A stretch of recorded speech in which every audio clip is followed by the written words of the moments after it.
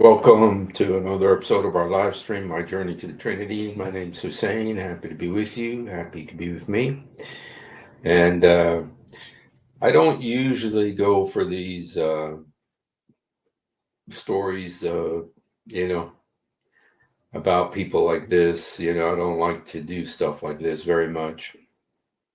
But there's a lot of stuff floating around the internet right now about this topic, and so I just want to look a little bit at what is.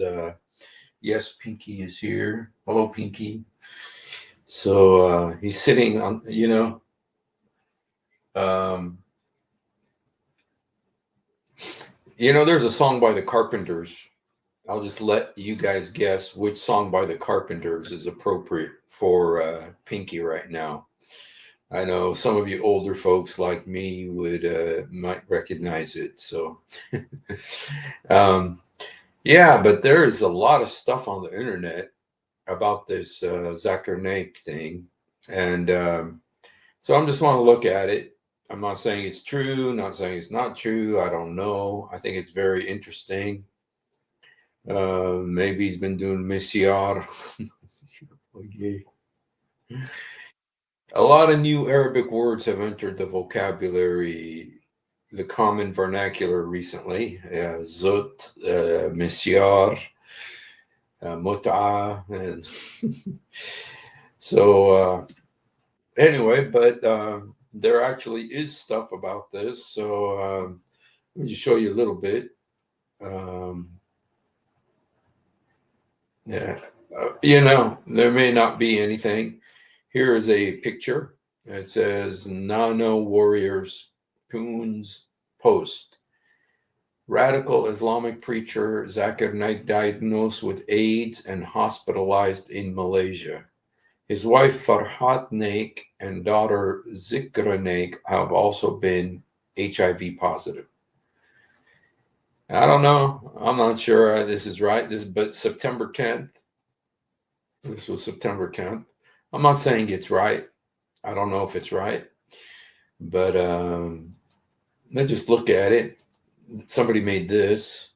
Radical Islamic preacher Zakir Naik diagnosed with AIDS. Reportedly, he's currently hospitalized in Malaysia.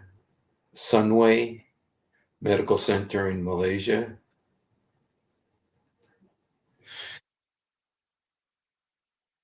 So here, there's this right here. This is from X. It says, after radical preacher Zakir Naik diagnosed with AIDS and hospitalized in Malaysia, his wife the ecosystem is trying to hide his disease so that the game of conversion can continue by hiding the truth. Okay, now this is by Fatima Khan. Fatima Khan is got a lot of stuff. Now Fatima, you guys, if her name is Fatima, and Khan means that she is from a Muslim background.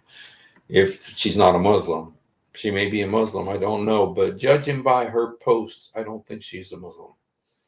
Okay, I think she's an ex-Muslim, and so she's got a lot of stuff. He's got a lot of stuff that, yeah, Patriot. There's a lot of stuff on the internet about it, and so I don't know. Of course, we don't wish it on him. We never wish anything bad for anybody. I should also say that his lawyer has it's reached a point that according to this, I don't have AIDS, says Zakir Naik. The controversial preacher responds to allegations on social media that he's being treated at a private hospital for the deadly disease. So I don't know if he really responded. I don't know if this whole thing is not a joke. I don't know if this whole thing is a joke, but it's it really, there's a lot of stuff about it. And so let's just look, let me just show you the place where it really is most is on X. Okay, so here is Donaldo Trumpo. It says his wife, okay, has been hospitalized with AIDS. Look at this. It's got 1.9 million views. It's got 1.9 million views. Okay. Breaking. Radical Islamic preacher Zakir Naik has been hospitalized in Malaysia with AIDS. And it's got 1.9. I don't know who this girl is. His wife or his daughter, or I don't know. Here's Fatima Khan, also saying that he has AIDS. And then I don't know what to say about this. I'm not saying it's real. This is the name of the hospital at Kuala Lumpur, supposedly. It says Pantai Hospital. And it says the name Zakir Abdul Karim Naik, registered September 2nd, collected on September 4th, reported on September 4th. Positive for HIV 1 and 2. HIV 1 and 2 antibody screening test, and it says positive for HIV. Now, is this real? I don't know. I wish I could make it bigger. Control. Let me see if I can make it bigger. I don't think I can make it any bigger than this.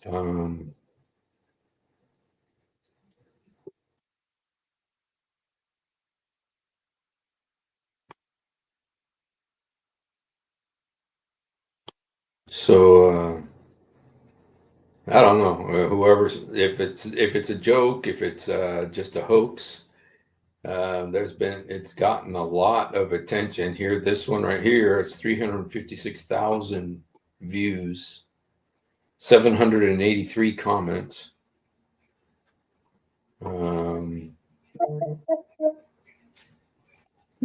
It's this. Oh, battery set. Okay, so I don't know. I don't know if there's something here or if it's just uh, breaking. This is you puke news. It says reports are circulating that Zakir Naik has been diagnosed with AIDS. Can anyone verify this? Let's talk. This is Rochelle's talk. It says proof confirmation Zakir Naik AIDS rumor. It's positive. This is the same one, I believe. Positive for HIV 1 and 2.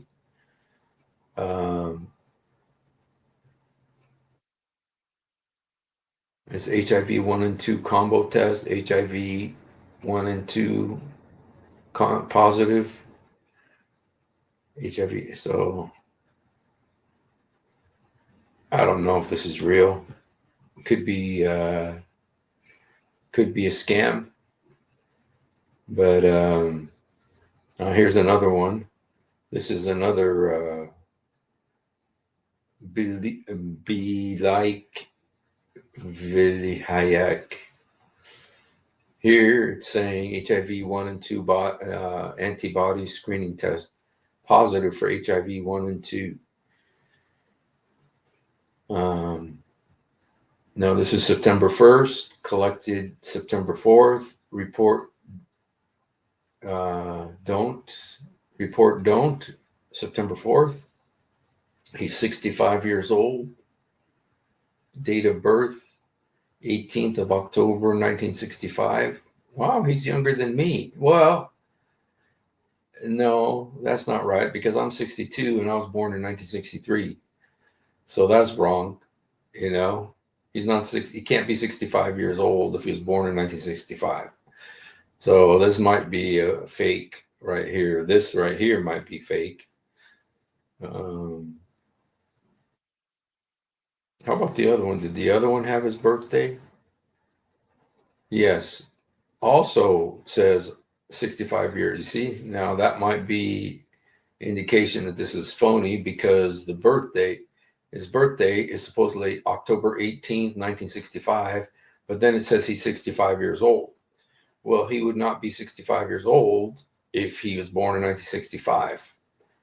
In 1965, he would be 60 years old. He would be 60 years old. Okay, 65, 75, 85, 95, 2005, 2015, 2025. He'd be 60 years old, not 65 years old. So, or if he is 65 years old, then he was born in 1958. Or no, he would have been born in 1960. 1960. So that's a mistake. So maybe that's an indication that this whole thing is fake. I don't know, but there sure is a lot of stuff on it. Let's see what he says here. Cannot prove, and then you truly repent, will Allah forgive you? And you say most. If hypothetically you rape a girl and you murder her, and if the court of law in this world cannot prove, and then you truly repent, will Allah forgive you? And you say most probably Allah will forgive you, and you're right. You say Allah forgive you, you're forgiven, you're right. If you have committed rape and murder, and if you truly repent and ask for forgiveness, as I told, there are 5 criteria required for forgiveness. Number 1 is you admit what you have done is wrong. Admit what you did is wrong. That the sin that you have done is wrong, admit it. Number 2, see to it that you stop it immediately. You stop raping and murdering. Number 3, see to it that you don't do it again. So don't rape and murder again. Number 4 is that you ask forgiveness from Allah subhanahu wa ta'ala. Ask Allah for forgiveness. If all these criteria are fulfilled, inshallah I'll forgive you. And if you all this fulfilled, you'll be forgiven. Even if you have committed rape, which is a major sin, and if you have, even if you committed rape, which is a major sin, I disagree with him if you look at what the Quran says. Have committed murder, it's a major sin. But if you truly repent, Allah will forgive you. As we know, Allah is Rahman Rahim. Now, coming to your second question, that is this not injustice to the girl who was raped and murdered? Is this not injustice to the girl? And I would say no. It's not. It's not, you guys. You narrow-minded bigots. It's not injustice to the girl. No. Why are you so narrow-minded? Dang. Because both the person who raped is undergoing a test in this world. The person who was raped also is undergoing a test. Okay. The person who raped was undergoing a test, and the person who was raped was undergoing a test. And let me explain to you that Allah has given guidelines to the women that they should dress up modestly, they should cover their complete body, except those parts can be seen that is the face. Now, okay, he's talking about the covering of the body. You know, Allah has given,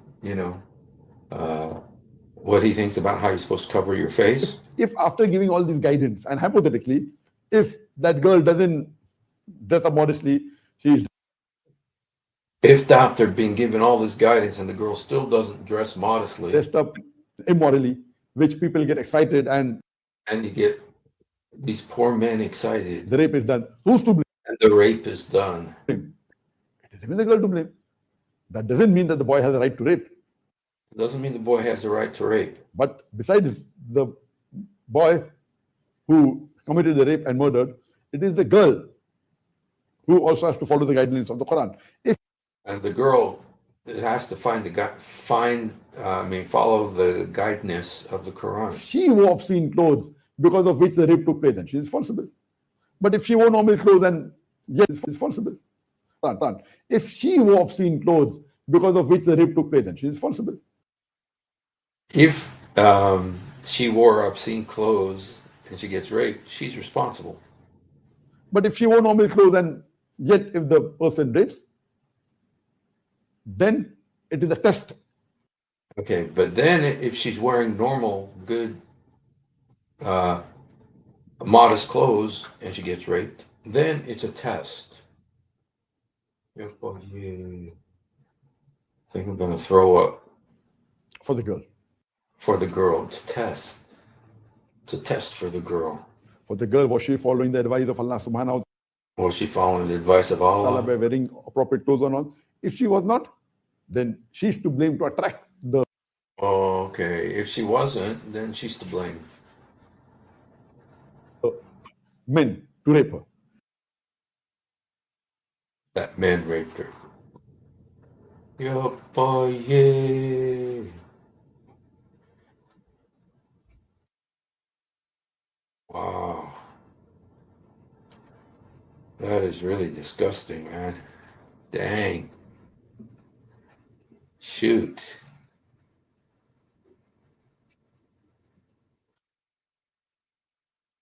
Wow. Anyway, does he have AIDS? Let's see what this guy says. Can you imagine 9 o'clock Zakir Naik hour उस पर drama करे, वो जो Kapil show है उसको, Kapil show को खत्म करें और वहां जाकिर नाइक का फनी ब्रिलियंट, उसमें सिद्धू के बजाय जाकिर नाइक का एक चेहरा पहन के बंदा बिठाया या उसको ना ऊंचा I don't understand what he's saying. So, this guy saying Zakir Naik positive HIV/AIDS. Maybe this is a hoax. There must be proof first. For example, test results. Okay. Tathvam Asi. Zakir Naik, along with his wife and daughter, diagnosed with AIDS. Is it true? Okay. Baba Banaras, radical Islamic priest Zakir Naik, diagnosed with AIDS in Malaysia. The ecosystem is trying to hide this disease so the game of conversion can continue by hiding the truth.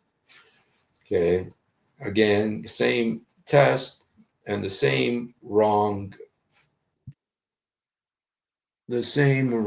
age.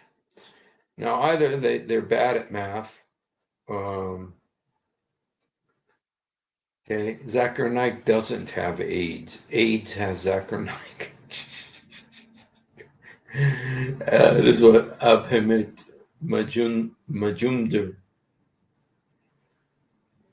Okay, let's see what he says. He says Zakir Naik doesn't have AIDS. AIDS has Zakir Naik. I don't know what that means, but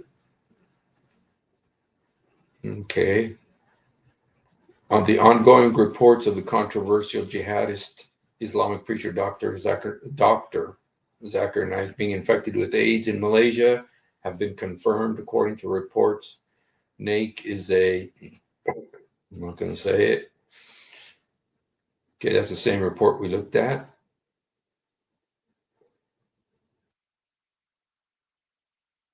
So apparently it's getting a lot of course, he's so popular, he's so famous that, it would become, let's ask Grok, when all else fails, ask Grok.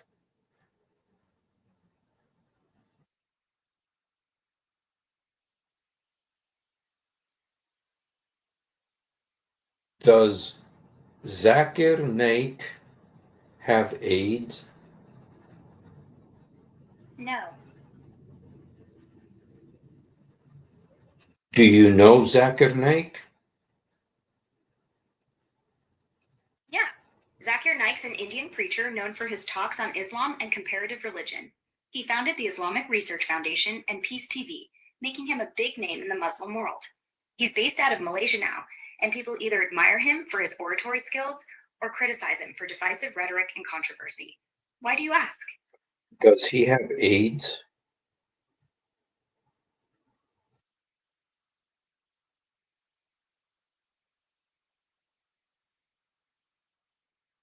Does he have AIDS? Grok? Talk to me.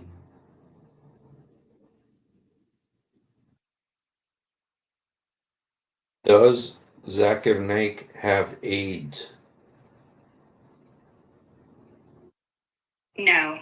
There's no credible evidence Zakir Naik has AIDS. Rumors about him having it have been spreading on social media, but his lawyer, Akberdin Abdul Qadir, has called them rubbish and fake news. Official statements say he's in good health. Those claims mostly pop up online to smear his reputation. Want me to dig into the rumor origins? Sure. All right, so about those AIDS rumors on Zakir Naik. They first popped up on social media platforms like WhatsApp, Twitter, and Facebook around early September this year. Posts claimed he was diagnosed, hospitalized in Malaysia, and even said his wife and daughter were affected. Total exaggeration. No credible sources backed it up, just whispers from random forums and reposts. His lawyer shut it down fast, saying it's baseless and malicious, aimed at damaging his image. He's a controversial figure, so these smear campaigns aren't new. Malaysia-based news like Sinar Daily and Free Malaysia Today confirm Naik's denial. Sounds like a mix of hate and misinformation. Want me to check if there's any other specific angle to it? Sure. So, diving deeper into those AIDS rumors about Zakir Naik, there's no evidence of any specific person or group behind them. The claims seem to follow his usual pattern of online critics trying to exploit him. No official medical or legal records corroborate it, and no major X account or documented source can trace it to anyone else than trolls or trolls hitting a nerve. Posts from early September show the main trigger, with critics jumping on it, but no follow-through. Naik's health status? Still active. No reports of illness from any reliable source. Malaysia's medical council has no record of any check, and his public lectures continue. Seems like critics are still poking holes in his life story, health, and public talks, mostly to discredit him. X shows suggest his family neck, calling it fake, but no one's claiming responsibility for starting the fire. Want more to dig into specific handles or sources? You said that his lawyer said that this is a lie, but are lawyers generally honest? Fair point. Lawyers aren't saints. They advocate for whoever pays them, so Zakir Naik's lawyer denying the AIDS rumor could be loyalty, not truth. Still, Akberdin Abdul Qadir's statement had no obvious holes. Calm, specific, calling it rubbish and fake news. No medical docs exist to contradict it either, and Naik's public activity backs him up. He's been giving talks recently. Could the lawyer be shading the truth? Sure, happens all the time. But without solid evidence, like leaked health records or a whistleblower, the rumor's just noise. Want to poke into his lawyer's track record? But there are medical reports that he tested positive for HIV 1 and 2. No solid medical reports confirm Zakir Naik tested positive for HIV 1 or HIV 2. Those claims are floating around social media, but nothing credible supports them. A post on X from September 8th claimed confidential medical documents showed he's positive, but it's just hearsay from @Fatima-Khatun01, no actual docs or proof. Naik's lawyer outright called it fake, and no hospitals or Malaysian health authorities have ever mentioned this. Posts on X are split, with some digging in, but no real evidence surfaces. Those confidential reports? Never shown, just talk. Want me to look for any specific post or source you're thinking of?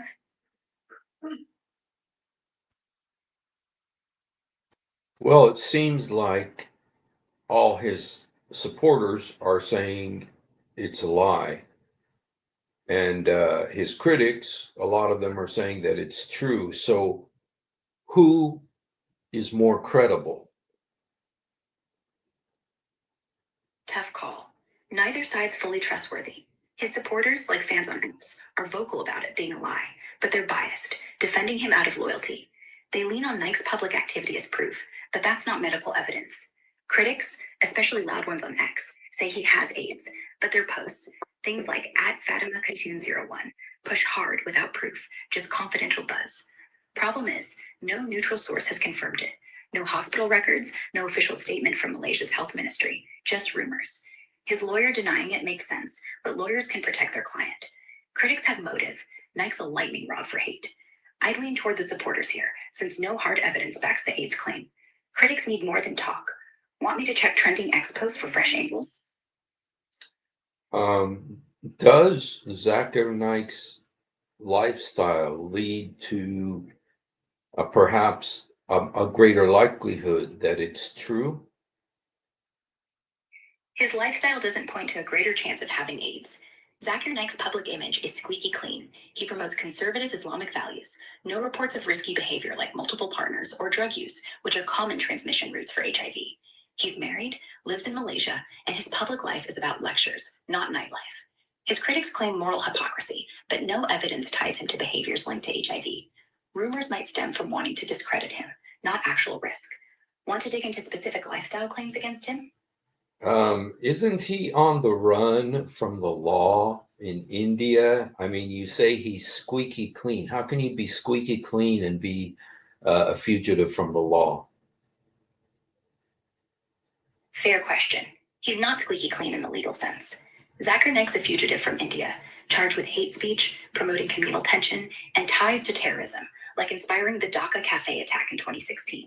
He fled to Malaysia that year, so he's definitely dodging Indian authorities. But his public lifestyle, married, religious focus, no scandalous personal habits, doesn't match behaviors linked to AIDS. The fugitive status is about politics and speeches, not, say, sexual risks. Critics mix his legal mess with unproven health rumors to smear him. Want me to break down the Indian charges against him? You know, how can you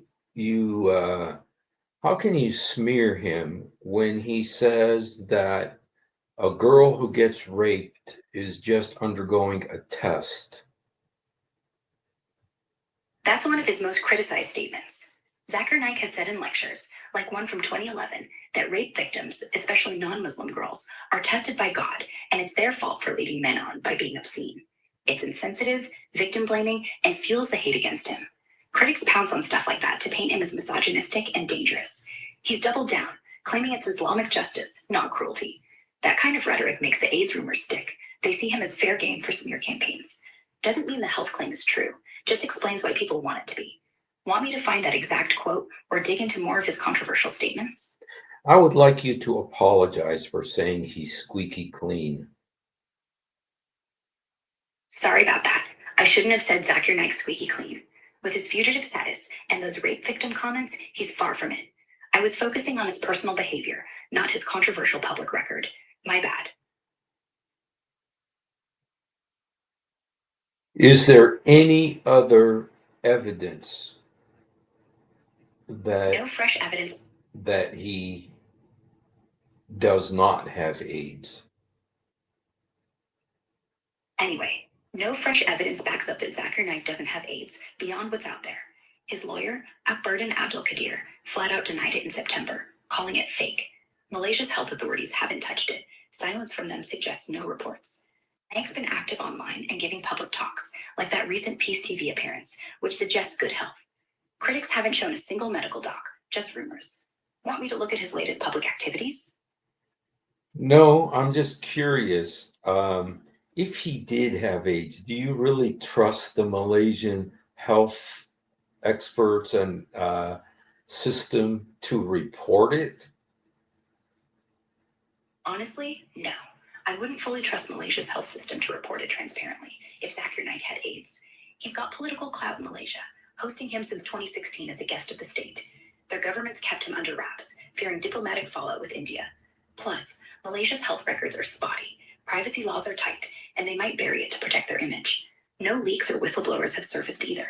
If he had it, they'd likely hush it up. Makes it hard to be sure either way. Want me to dig into Malaysia's health secrecy rules? No, thank you. Got it. No problem. Anything else on your mind? No, not today. Okay, so Grok didn't help us at all, you guys. Anyway, but it's still out there, and in fact, there's even videos about it. Let's just look at some of the videos for a second, and like I said, it's very likely he doesn't have it, but why would someone want to just create a rumor like this?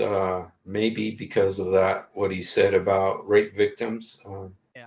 और बदतमीज किस्म के लोग होते हैं कि इनको इससे कोई लेना देना नहीं होता है कि जो खबर चलाई जा रही है वो झूठी है या सच्ची है, इनको बस चलाने से मतलब है. Okay, I didn't understand that. Let's see if I can understand this. एक ऐसा शख्स जो सिंपथाइजर हो और ये जान रहा हो कि उसने यंग बच्चियों के साथ जिसे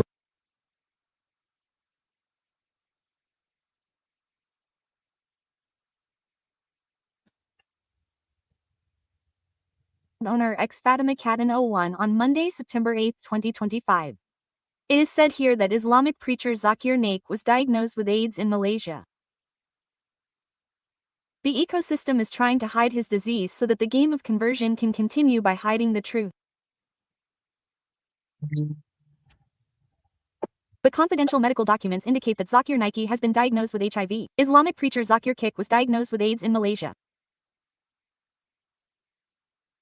The ecosystem is trying to hide his disease so that the game of conversion can continue by hiding the truth.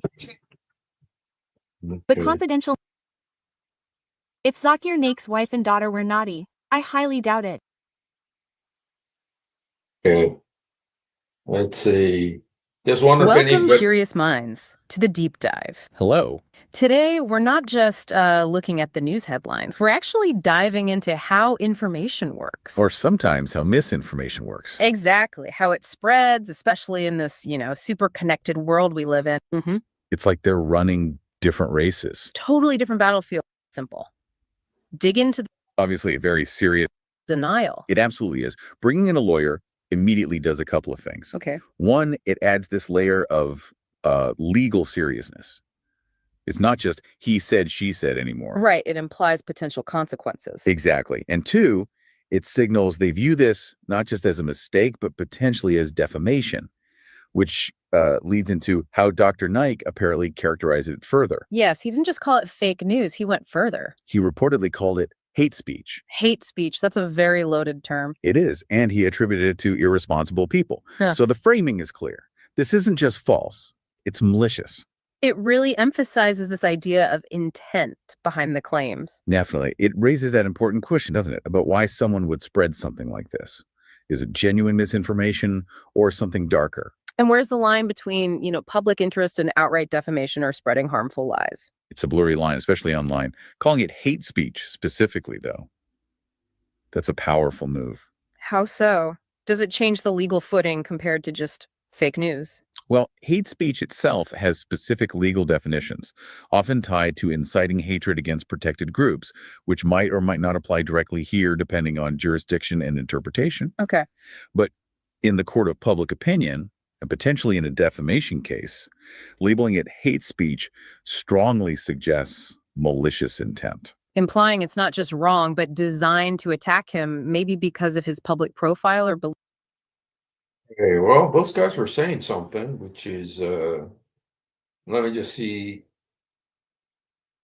Okay, let's see what this is. I don't know if this is going to be in English. मुझे अब से कुछ देर पहले ये पता चला वैसा काम ही नहीं करता मैं Okay, so, all right. Let's just உயிர்கொல்லியான எய்ட்ஸ் நோயால் தாம் பாதிக்கப்பட்டுள்ளதாக கூறப்படுவாறு பரவியுள்ளது. ஒரு தனியார் மருத்துவமனையில் ஜக்கீர் நாயிக் சிகிச்சை. Okay. Zakir Naik suffering from AIDS. क्या जाकिर नाइक को एड्स हो गया है? इस्लाम धर्म के प्रचारक की बीमारी के बारे में पूरी सोशल मीडिया में चर्चाएं हो रही है। खबर है कि उन्हें Okay. Nobody's really saying anything. So, could just be rumors out there. Could just be somebody. Here he actually talks about HIV, though. Slip is by Advocate Abbas Hetaukar. He asks, the world is threatened with the menace of AIDS. It is not known how to deal with it. Does Quran throw any light on its causes and prevention? The question posed was that we are threatened with AIDS, acquired immunodeficiency syndrome. Does Quran throw any light on that? If you happen to know that the first international AIDS conference, it took place in our city of Bombay in 1994 in Hotel Oberoi Towers, first international conference on AIDS. And Dr. Michael Merson, he was the person who headed here from WHO, World Health Organization. At that time, he said there were about 11 million cases of AIDS detected, out of which 1.6 is present in India. And at the end of century, there will be 40 million cases of AIDS in the world, out of which 11 million will be in India. More than 25% will be in India. And he said that within 5 years' time, the next 5 years, there is doubtful of any cure. Yeah, but is it Unless Quran throws light on most of these topics. Quran says in Surah Araf, chapter number 7, verse number 80 and 81, that we sent Lut alayhi salam, Prophet Lut, peace be upon him, to the people.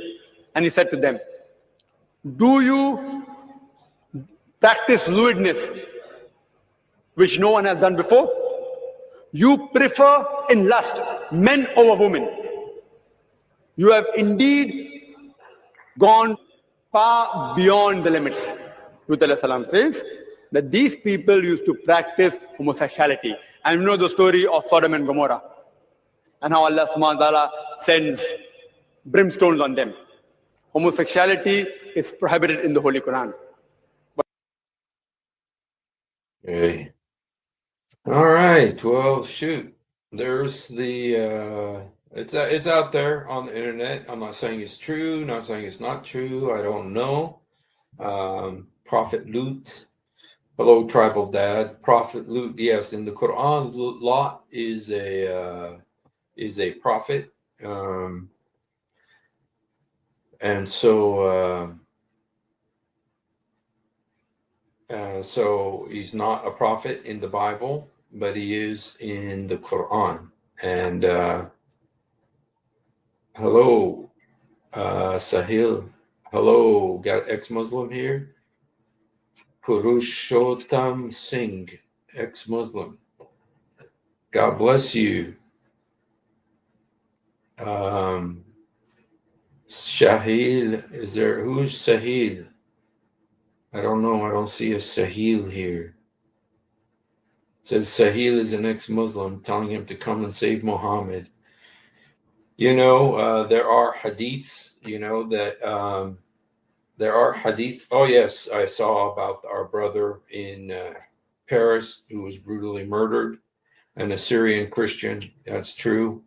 And it was in Wimpy, France. I'm not sure what to say about it, but yes, he was brutally murdered for his bold opposition to Islam, his criticism of Islam. And dude, so much evil, so much satanic activity around right now in the world. And yeah, Lot did not prophesy. He did not have a book, did not have religion. God did protect him when he destroyed Sodom. He took Lot and his daughters and his wife out. But you know, it doesn't say that he was a prophet. The Bible never calls him a prophet. The Quran does, but the Quran calls everybody a prophet. You know, it calls Lot a prophet. It calls, let's see, Solomon. I don't believe Solomon is ever called. No, Solomon's never called a prophet in the Bible. He is a king, but he's not a prophet. Adam is not a prophet, you know, but in the Quran, he's a prophet. So, yeah. So the Quran quite often just kind of dispenses of that title, prophet, to everyone who is mentioned in the Bible, when in reality it's not true. And we don't really know who Idris is, even though people are suspicious that it's Enoch. So, well, you guys, you know what else I'm going to do? So that was the Zakir Naik part. I just kind of wanted to kind of show that this rumor is out there. I'm not saying it's true. I'm just saying it's out there on the internet. So now I wanted to look just really quickly at some of the verses in the Quran. There's 10 of them. There's 10 verses in the Quran about the Hur al-Ain. These are the women that men will get in paradise. There's 10 verses about it. There's only 4 verses about Muhammad in the Quran, but there's 10 verses about these women. So who's more important? Of course, yes, right. Alexander the Great is, but he is a prophet. The Bible says so. Yes, the Bible does say Alexander the Great is a prophet. It's in Psalm 243. It says that Alexander the Great is a prophet and that he had 2 horns growing out of his head. So, just kidding. Yes. So, anyway, I just wanted to look at the verses in the Quran that talk about the Hur al-Ain, the women that Muslim men are going to inherit when they get to heaven. So the first one is in Surah Al-Baqarah, the chapter of the cow, as excuse me, as Christian Prince calls it. Excuse me, sorry about that. Christian Prince calls it the Hindu chapter because it's Baqarah means cow in Arabic. Thank you, Bee. My wife told me bless you. And it's kind of interesting. There's also another chapter about cows. It's called An'am, Surah Al-An'am. Well, An'am means cattle. So there's a verse that's cow and a verse that's cattle. So holy cow, Batman. Holy cow, Batman. Holy cow, Batman. Yes. So anyway, but let's look at some of these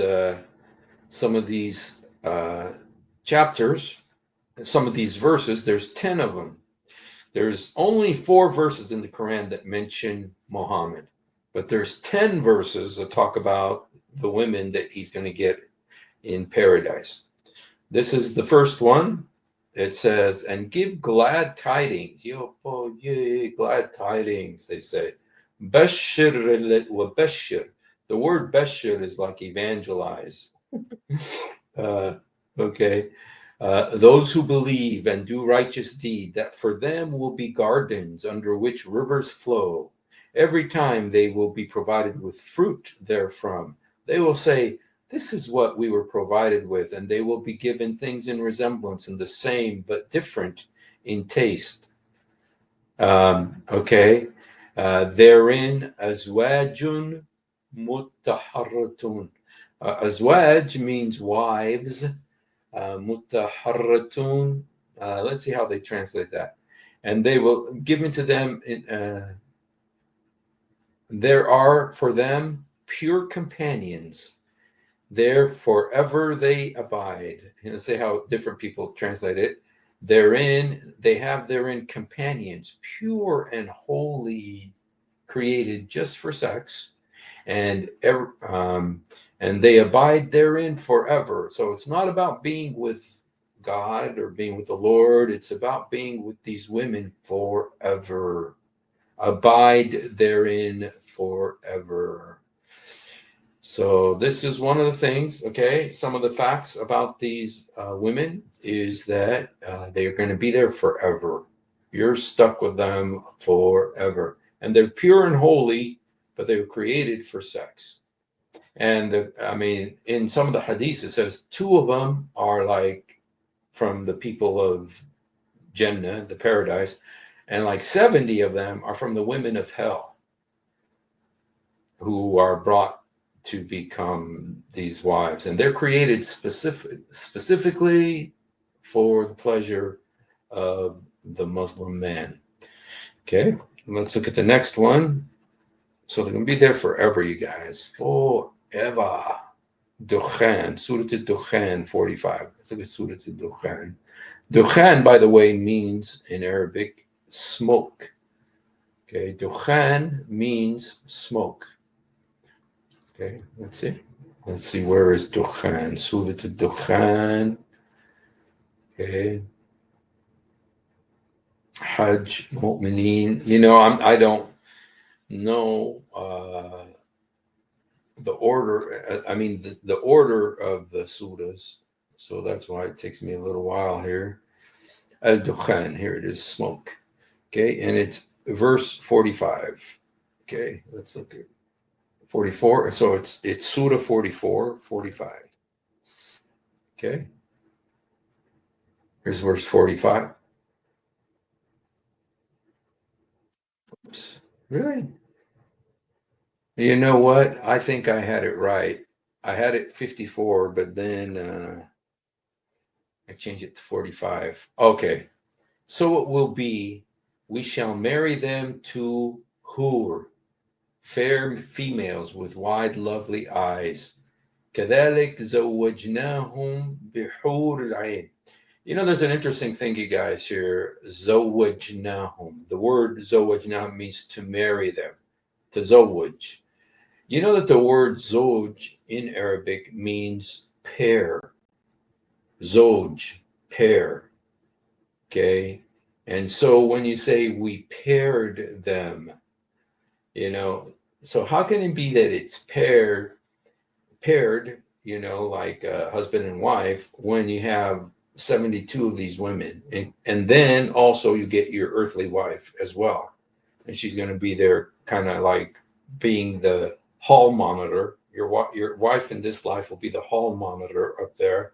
And she's the one who kind of gives out the, you know, because it's kind of like, you know, when you go to a bakery, and you got to pull a number and wait in line, that's kind of the way it is up there. You got to take a number, you know, 1 to 72. And the wife from Earth, she's kind of like the hall monitor to make sure that everybody stands in line and waits their turn. So, and we shall join them to fair women with beautiful, big, and lustrous eyes. Okay, that's chapter 44, verse 54. Okay, now let's look at 56. Surah 56 is Surah Al-Waqi'ah. 22, 23. It says, and there will be Hur, fair females with wide, lovely eyes as wives for al-muttaqun, that the pious, the righteous, okay? Big, beautiful, lustrous eyes. كَمِثْلِ اللُّؤْلُؤِ الْمَكْنُونَ, like unto preserved pearls. One thing that you notice is that Muhammad liked white women. And they're white like pearls. And so you kind of, this is a theme that's here consistently. Let me show you another verse here. 35. Remember what he said, that to go get the yellow, the blondie girls in the hadith? And verily, we have created maidens of special creation. Nasha'na and Sha. This is a special creation. These girls were created just for sex, for eternity. And these aren't going to be robots. They're not going to be AI. They're real people created just for sex. It says he created them, a special creation.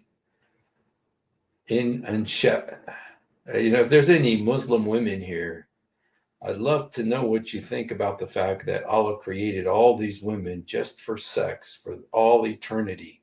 And Allah created them just for sex. Okay? And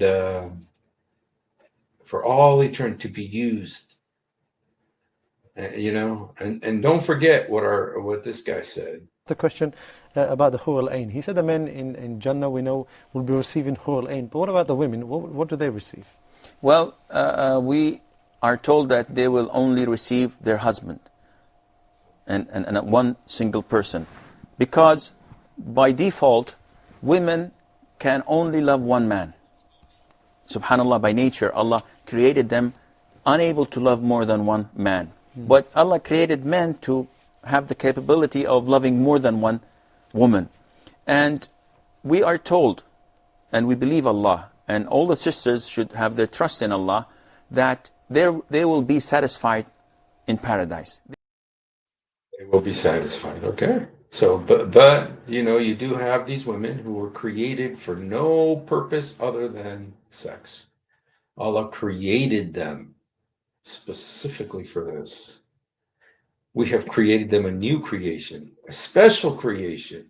We created their companions a special creation for sex, for eternity, and made them virgin. وَجَعَلْنَاهُمْ أَبْكَارًا.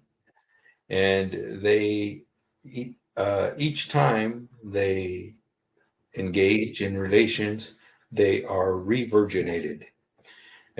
So, you know, so that's what the Quran says, you guys. This is all in the Quran, okay? Okay, let's go back. And now we need to go to Surah Ar-Rahman. Let me see, is it here? Okay, yeah, Ar-Rahman, which means the merciful one. Al-Rahman. Shu'ara. You know, if there's any Muslim women here, it'd be great if a Muslim woman could come up and defend Allah, defend what the Quran says. You know, can you defend this? You know, does it sound good to you if you have a daughter that there's all these other women that Allah created just for sex for your husbands? Okay. And then you have this verse, in them will be maidens chaste, restraining their glances, whom no man or jinn before has touched. Okay, and the word here, okay, kasirat الطرف لم يتمثهن أنس فقبلهم ولا جان. So no man has touched them before the men who will inherit them, or the demons. So they haven't been touched by demons or other men. Okay. فَفِيهُنْ قَاصِرَاتٍ. And you know this word qasirat, you guys, I've talked about it many times before, that this word qasir is used in the Bible. It's used in the Bible. Qasir. And now qasirat is the plural of female plural, but in the Bible, the word is qasir, qasiran, and it means child. And qasirat is the female of child. So this would be like a female child. Now, I haven't found a Muslim who will come on, or Arabic speaker, who will say that this means a child. Qasirat al-taraf. But in the Bible, when it uses the word qasir, which is the same word as this, it means child. Like in Galatians chapter 4, it says, when we were children, okay, and the word is qasir, qasiran. And here it's the same word, qasirat, and it means, but they don't translate it as children here. And I haven't found an Arabic speaker who will say that this means child. Abla did though, qasir, children. So it does say that. Thank you, Abla. Abla speaks Arabic too. And so I think you guys can kind of guess what this verse is really saying. Fihun kasirat taraf. These girls. Okay, you guys. So sorry. Okay, let's look at another. It's 72 and 73. Also, this verse, 72 to 73, says here, say Muhammad, it has been revealed to me that a group from 3 to 10 in number of you of the jinn listen to the Quran. Verily we have heard the wonderful Quran. Oh, wait a second. Ar-Rahman? This is Ar-Rahman? Oh, no. Okay, I'm sorry. This is supposed to be, I got the wrong chapter here.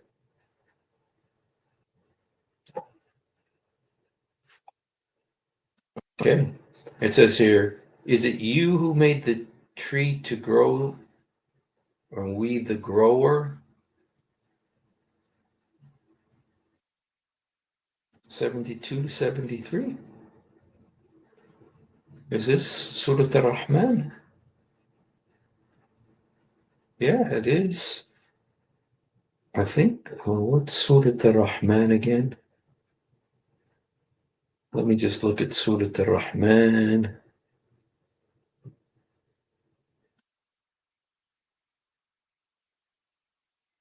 Okay, we got to go to the Rahman again.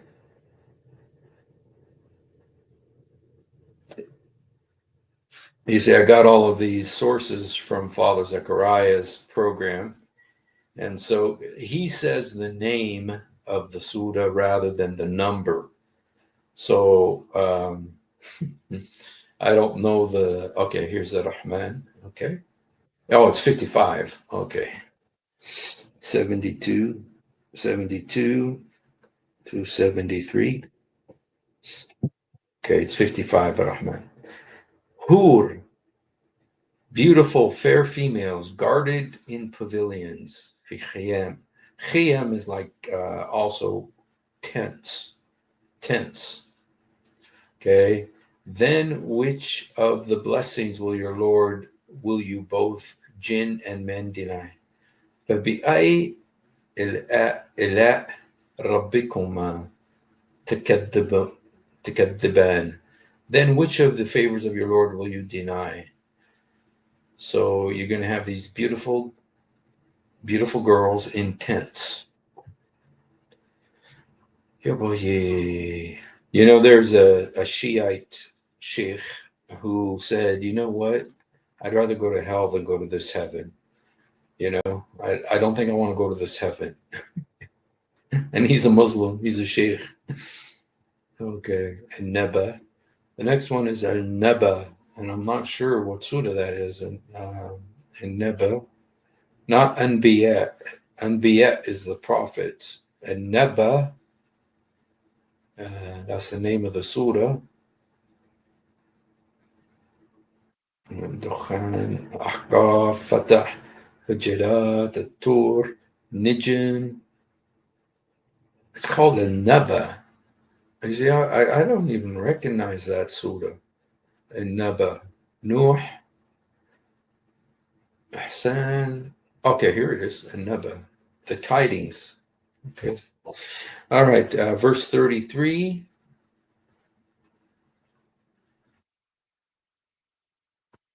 Okay, verse 33. Oh, nice. Yeah, boy, voluptuous women of equal age. And look at Halali Khan. He says, young, full-breasted, mature maidens of equal age. Kawa'ib. This is the word right here. Kawa'ib itiraban. Kawa'ib itiraban. I'm kind of curious the verse right before it. I'm just going to 32.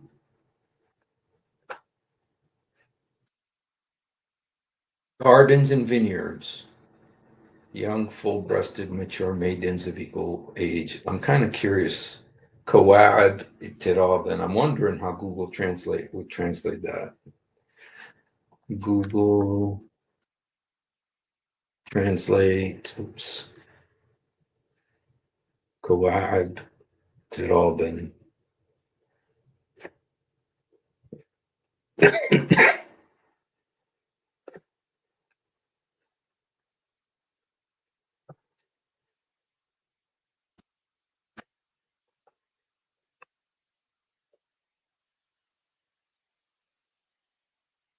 Young girls of equal age. Young girls of equal age. Yeah, boy. I'll just show it to you guys, and you can go ahead and think what you want of it. This is how Google translates it. Kawa'ab tiraban, young girls of equal age.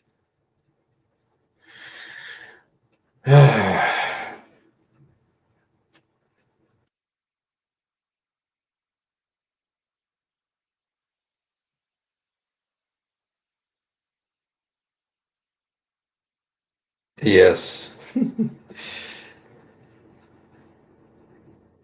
I tell you what, the Google Translate is the worst one. Usually Google tries to defend the Quran, but not this time. Okay, let's look at the next one. Naba, Tur, verse 20. Okay, let's go to Tur. Okay.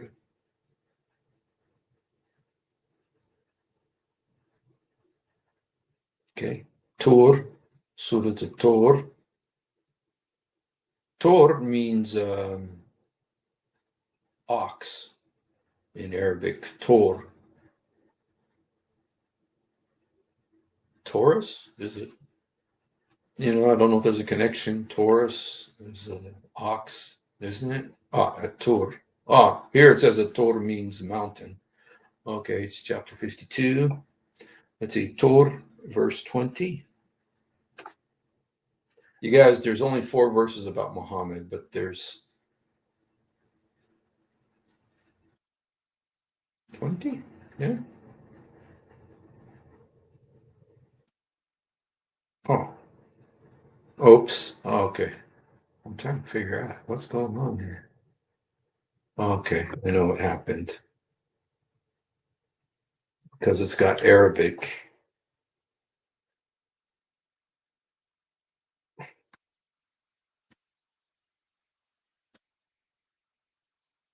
Okay. 220. Okay. They will recline with ease on thrones arranged in ranks. We shall marry them to the whore. To the whore. Whore. Female fair ones with wide, lovely eyes. Wed them to fair ones with wide, lovely eyes. Companions with big, beautiful, lustrous eyes. Okay. Ala sirar masfufa. Sirar means beds. Masfufan in rows, and we married them to the Hur al-Ain.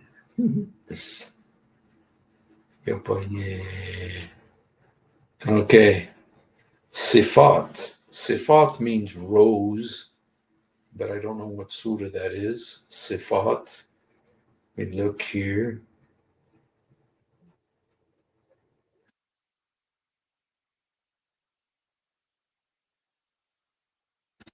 Very Sajida. Here's Sifat. We're in ranks. Is Sifat 48 to 49?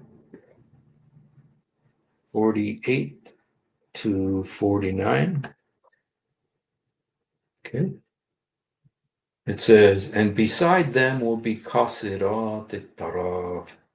Kasirat, little girls, chaste females, restraining their glances, desiring none except their husbands, with beautiful wide eyes.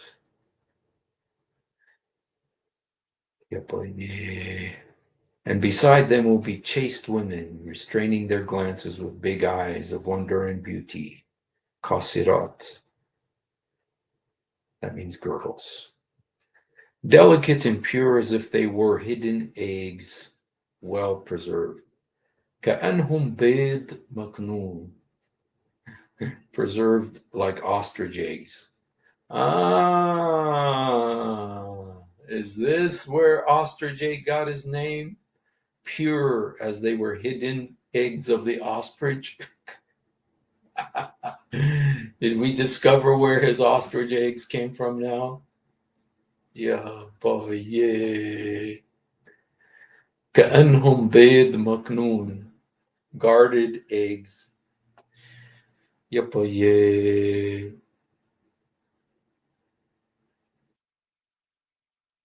Okay, let's look at the next one. Sifat Sad.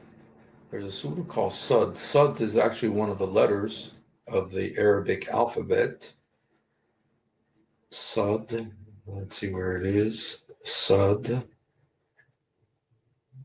Taha, Hajj, Nur, Furqan, Shu'ara. If you're a Muslim, you should leave Islam.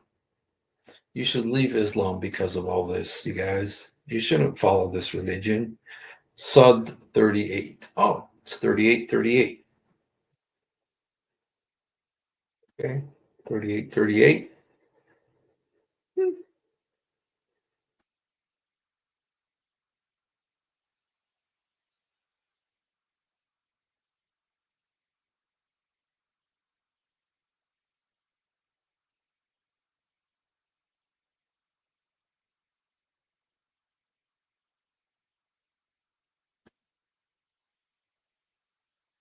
I'm wondering if there's something wrong if I said the wrong verse.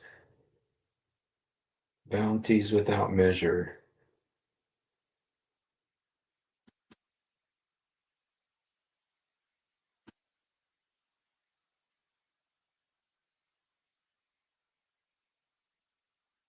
The reckoning, bondman, our servant David. I'm wondering if I got the wrong verse just because this verse that I have isn't really the one, doesn't really have anything to do with the Hud al-Ain. Immediately.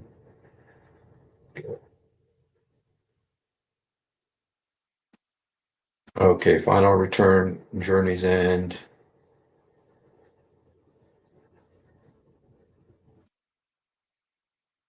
Purpose, monotheism, heaven and earth, and all that is in between. Okay. Righteous good deeds, partners, we treat the muttaqeen, guard against evil. Suleiman. Afternoon, the highest breed is the one who fights in the jihad. Remembrance, behind the curtain, they were taken behind the view my glory. What? Truly do I love of good with a view to the glory. Okay, bring them back with their legs. Suleiman, bestow upon them after me gently by his. Okay. And others bound in fetters. Okay, for them is a place in paradise. For them is near access without reckoning. Okay, I wonder if it's going to be close to here. Slave Ayub, strike the ground, give him back his family, bundle of ground. Okay, here's where Allah commands Job to beat his wife. It says, take in your hand a little grass and strike therewith. Allah, using the word udrubuhun command, says udrubha. Allah commanding Job to beat his wife right there in the Quran. Okay. That's not, Allah commanded him to keep his vow. He would not absolve him of that vow. He absolved Muhammad of his vow. Muhammad promised not to sleep with not to sleep with Maria the Copt, and Allah abdicated the vow. He says, that's it. You don't have to obey that vow. But this vow, supposedly Job made a vow that he was going to beat his wife, but he didn't keep it. But Allah did not absolve him of it. He made him fulfill it. Okay, therein they will recline and call for fruits and abundance of drinks. Okay, so this is talking about paradise. They're going to be sitting on these sofas. يدعون فيها بفاكهة كثير. I remember when I was a kid in first grade in the Middle East, in the madrasa, and the sheikh came in to describe heaven for us. He says, you'll ask for a banana and you'll get it. So this is, I think, where he was talking about.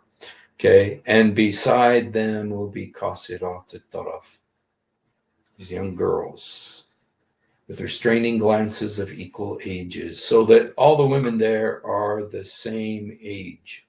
Okay, so you're not going to have like one who's like 83 and then another one. It won't be like Muhammad's wives. One was like 56 and the other was 6.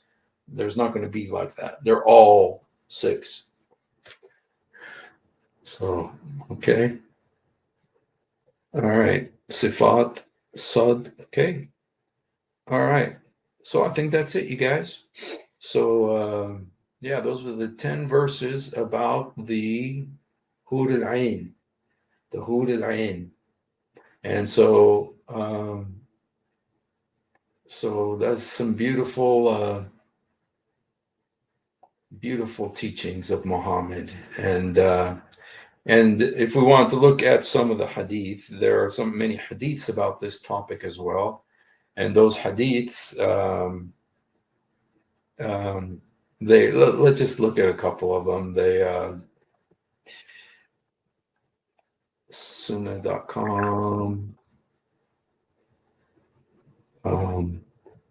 See if they uses the word hur. Okay, here's some of the hadiths about this. Okay, hur, they shall live in gardens luxuriously. The meaning of listening is similar to what had been mentioned, hadith al-hur, al-ain, raise their voices. Okay, whichever of the hur he wishes. Okay, whoever suppresses his rage while he's able to exact it, Allah will call on him before the heads of creation on the day of judgment, so that he can choose whichever of the whores he wishes. It's Hassan, okay. Whoever suppresses his rage, okay, the one who suppresses his anger is going to get the whore he wants. Indeed, in paradise there is a gathering for the Hur al-Ain, wherein they raise their voices. The creatures have not heard the likes of them. They say, we are the eternal ones. We shall not die. We are the ones who live in joy and comfort. We have no needs. We are the pleased ones. We do not get angry. Toba, good news to the one who belongs to us and we to him. I don't think this is because Muhammad had so many wives, he probably didn't hear his wives saying this. And so in paradise, they are going to be saying this.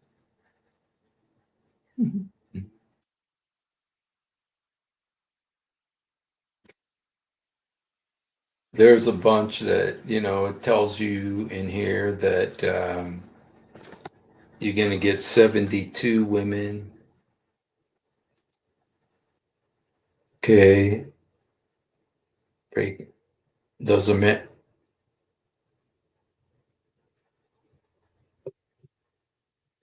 A man said, I touched my, or he said, does a man who touches his during prayer should perform a wudu ablution? The Prophet replied, no, it is only a part of your body. So this is a hadith.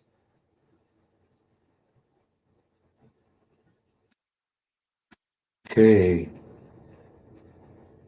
So anyway, there's lots of hadiths about him. I didn't really look into the hadiths. I was more interested in the Quran verses.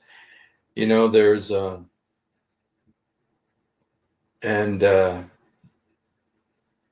what's interesting, what's interesting, again, there's only four verses about Muhammad in the Quran, but there's 10 about these women. And some of them say that they're going to be white, they're going to be see-through, you can see their bones, you can see the marrow of their bones. It literally says that. And I know you guys have all seen the pictures that Christian Prince shows of the marrow of the bones. So, all right, you guys. Well, let's look to see if there's anything new before we let you go here. Let me see here. Do we have any Muslims here? Do we have any Muslims? Just in case we do, you are welcome to come on. Let's see if. Let me just look real quickly at some of our.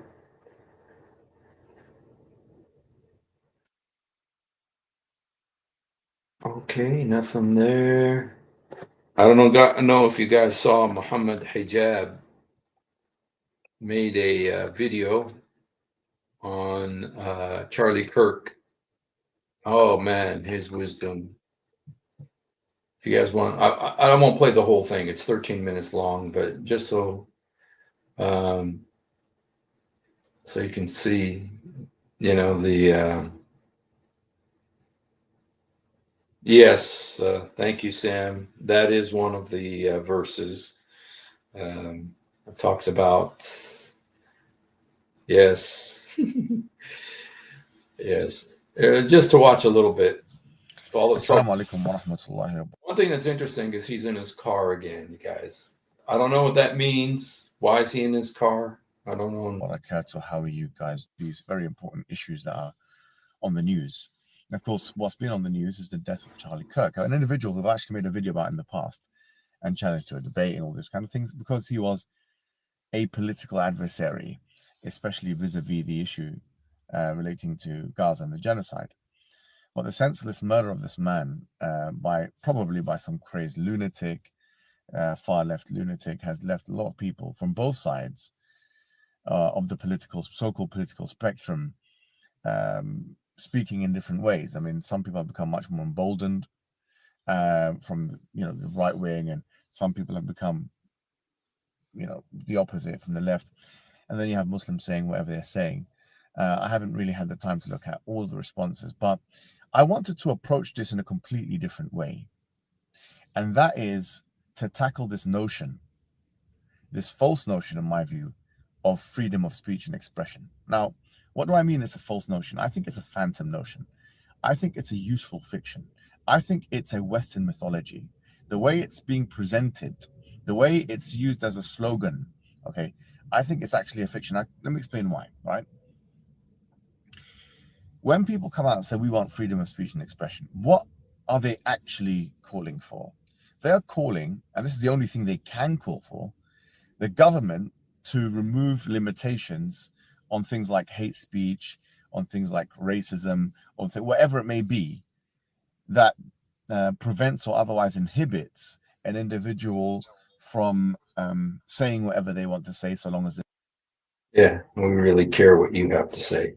So anyway, he's just philosophizing there. So anyway, but he got 199,000 views on that video. He got 199,000 views on that video, and it was just one day ago. Here are some of his comments. Mossad took out one of their own puppets to divert attention away from their attack on Qatar. It's always going to be the Jews' fault. Look how many. It was the Mossad. This is a clear Mossad and CIA. All Muslims. Yeah, boy, yeah. It's always the Jews. It's always the Jews, man. So let's see. My wife sent me something here. Let me see. Oh no. Yeah, boy, yeah.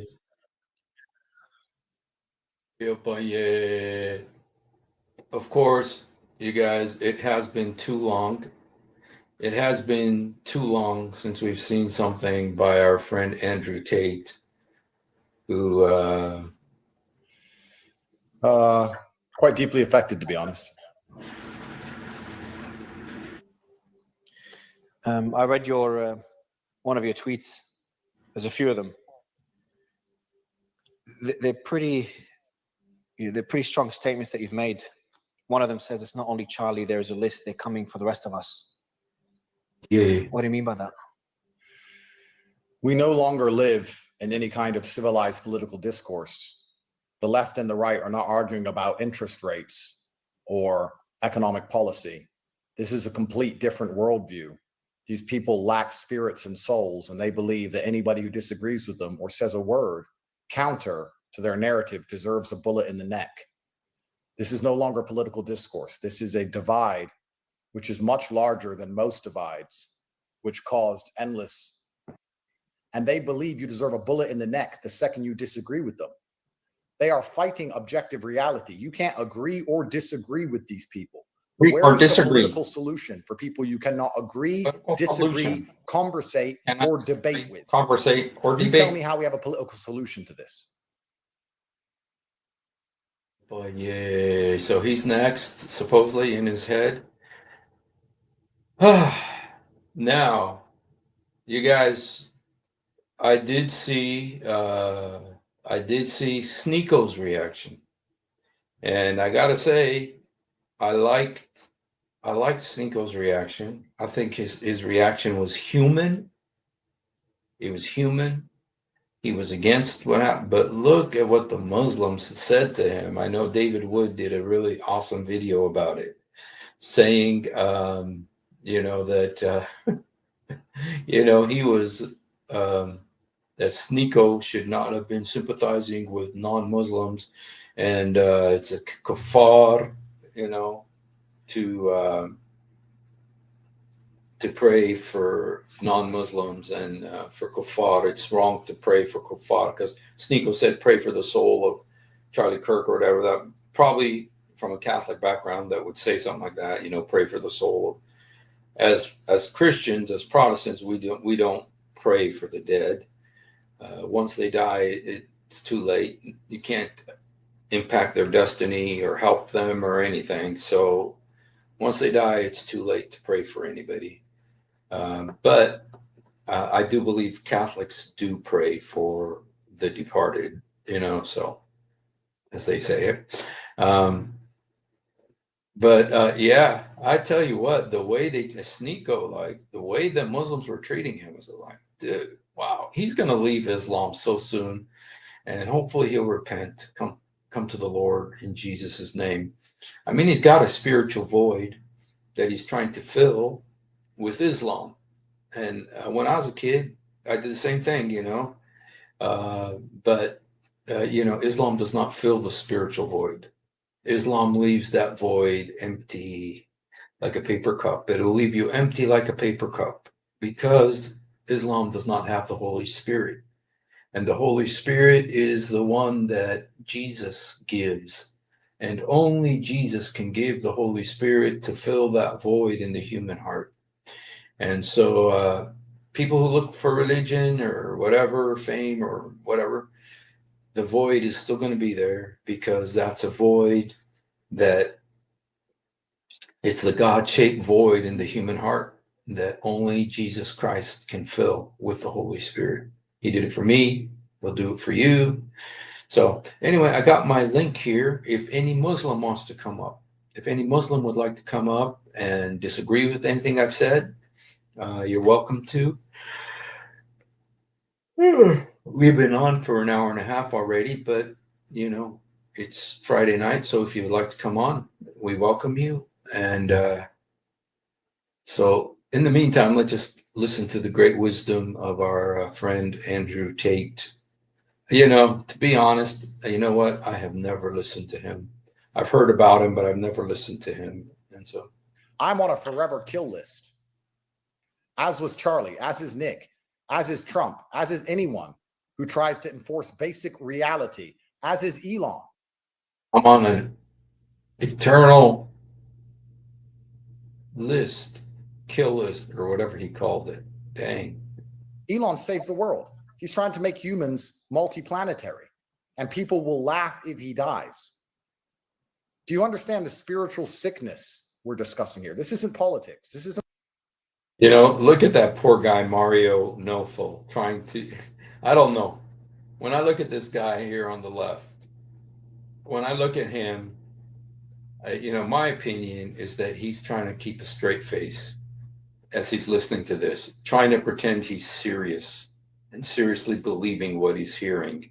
Because this is his guest, and this guest is going to get him a lot of views, you know? And so it looks like he's trying to show that he is really interested and really believing what he's, that's what it looks like to me, okay? Trying to keep himself from laughing. But anyway, it's kind of funny. You know what? We looked at it, and according to Grok, you know, since someone has asked, let's go ahead and ask Grok again. Maybe things have changed. I don't know, but we can ask again.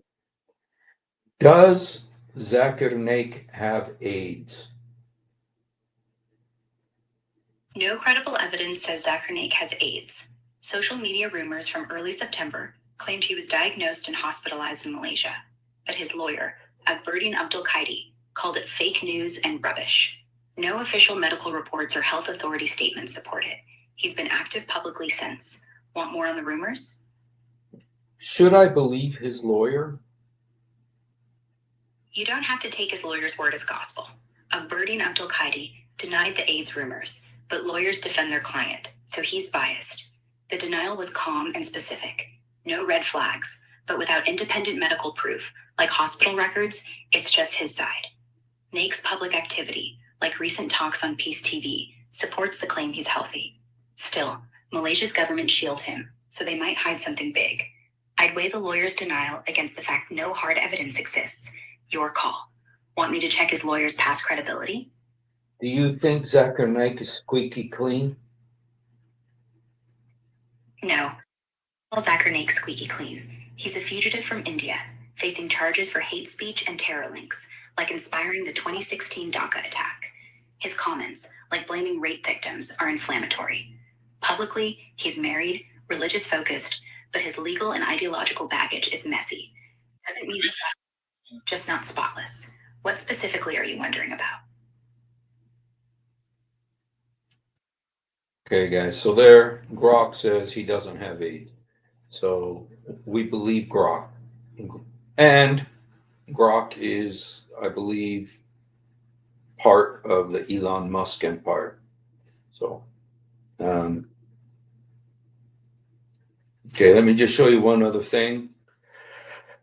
This is what's happening in London right now. London. I'm going to show you some more images now. I want you to give a very strong, Watch this, and passionate reaction to the people you see.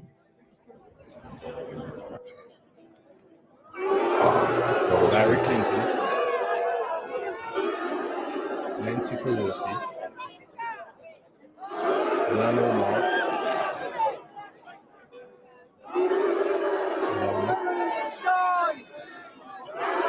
Sleepy Joe.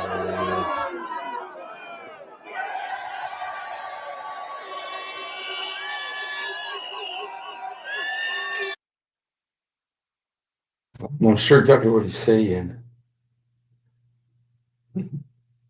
The world loved Donald Trump, man. This is happening. Yeah, so, yeah, Tommy Robinson is doing something there in London. So, is he? Is Little Bob, is there something new with Little Bob? I think Tommy Robinson is the next Prime Minister of England. The same way I believe Charlie would have been the next, not the next, but would have been a future president of the United States. But I think Tommy Robinson is going to be the next Prime Minister of England. So,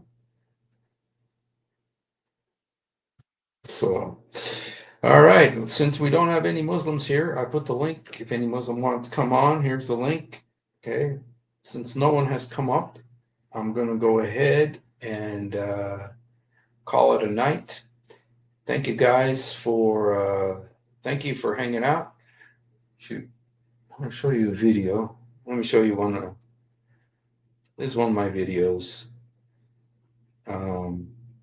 Let's see if I can show this to you here. I don't know if I can.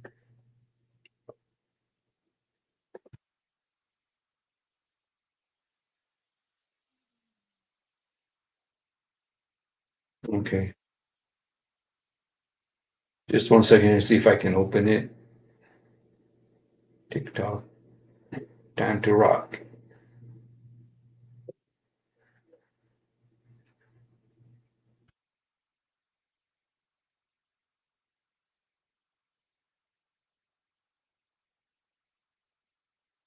I did this video. It's got one of my songs on it, and so it's one of my best songs. So I'd like to play it. Okay, let me just show it to you.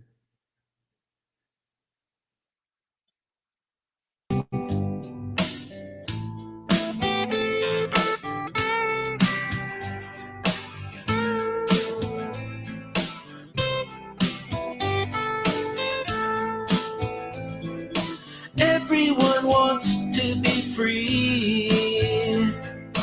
Everyone wants to be free. We did what we wanted and we wasted our days. Now we're eating the fruit of our ways. Everyone wants to live. Everyone wants to live. We took what we could, the evil, the good, and now we find that our hands are in chains.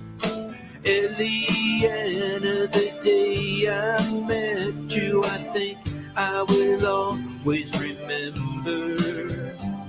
You said that you longed and you wanted to be free, but felt that your life was surrender to things that you never imagined would be. From everything from which you long to be free, from things that you never imagined would be. From everything from which you long to be free, because everyone wants to be free. Everyone wants to be free. Wisdom upon the high places, from the high place of the city she calls. She mixes her wine and she calls all the time. Is there anybody listening at all? We loved our addictions and we cling to our fictions, and we love television and we got tunnel vision. We've been on this road and we know where it goes, but we just close our eyes like we don't want to know. But still everyone wants to be free. Everyone wants to be free.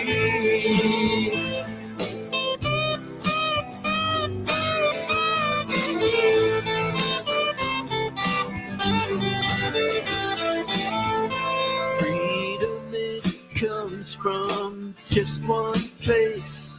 You need not waste your time.